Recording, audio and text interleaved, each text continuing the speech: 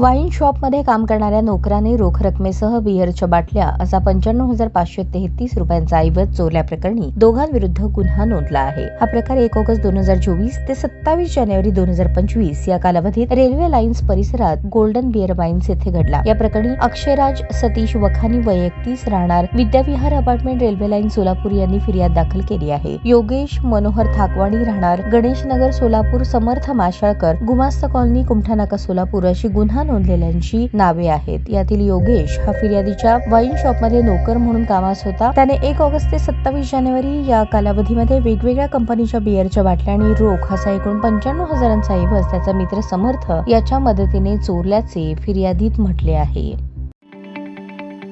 ताज्या बातम्या पाहण्यासाठी प्राईम महाराष्ट्र न्यूज चॅनलला सबस्क्राईब करा.